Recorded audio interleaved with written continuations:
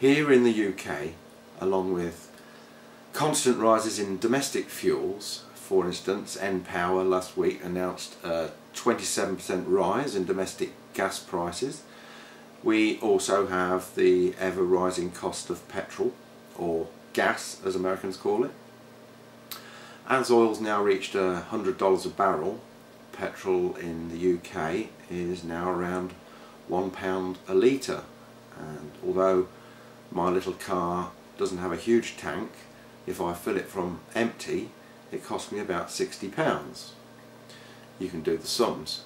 It's about $120 in America or 132 Australian dollars.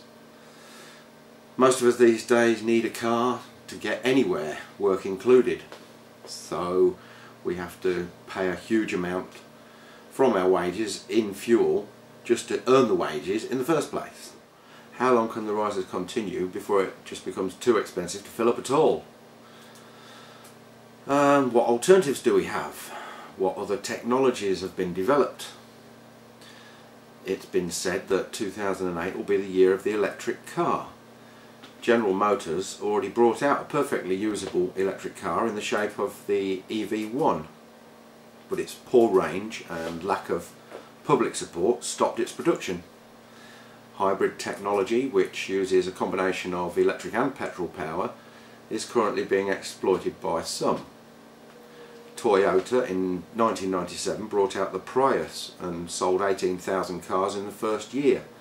If nothing else, it at least shows you that people are ready and willing to accept change.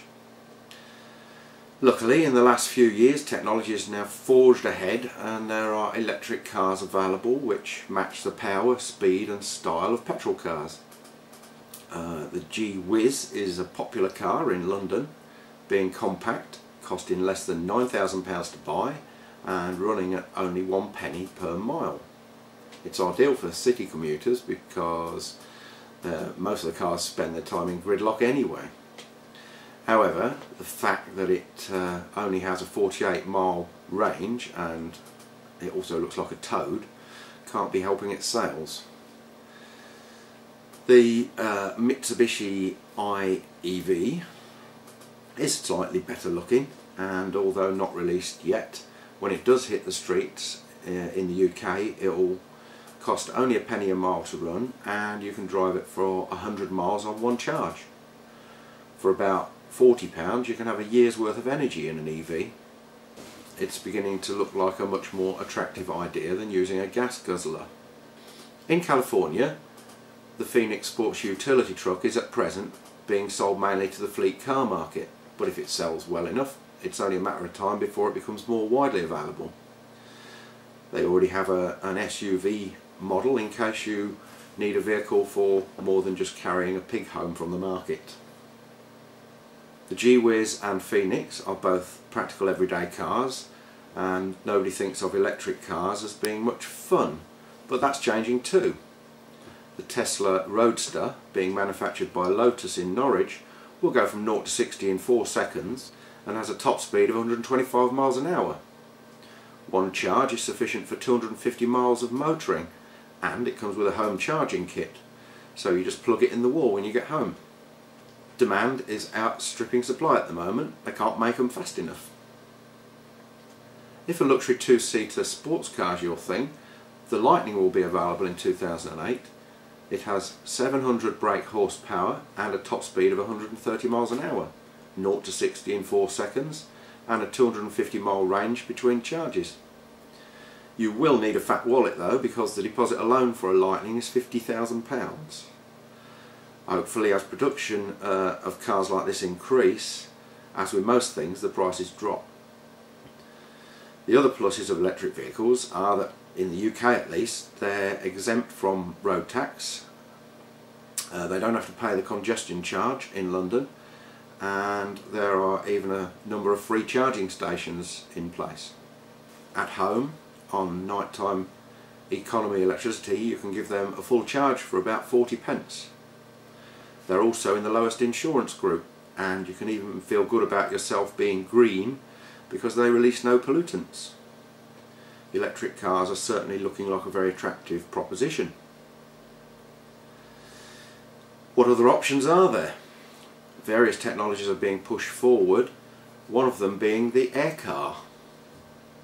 After 14 years of development, a chap called Guy Negra has invented a car using compressed air technology. His company MDI have produced a lightweight car for about £7,000 that can reach 136 miles an hour, and again it releases no pollutants.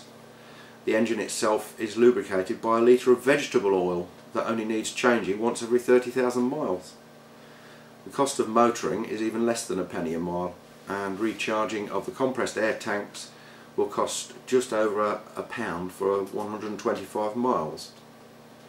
It is planned to include compressed air filling points in regular petrol stations. The air coming from the exhaust pipe is between 0 and -15 degrees, so it's made use of by being channeled into the air conditioning of the car. Again, the air car is looking as attractive as the EVs.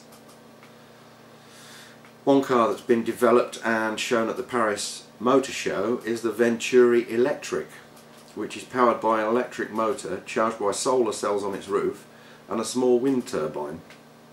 Unfortunately, it only has a top speed of 30 miles an hour and a range of 30 miles, and by the looks of it, no doors, so if you're planning on a long journey, make sure it's a very sunny day.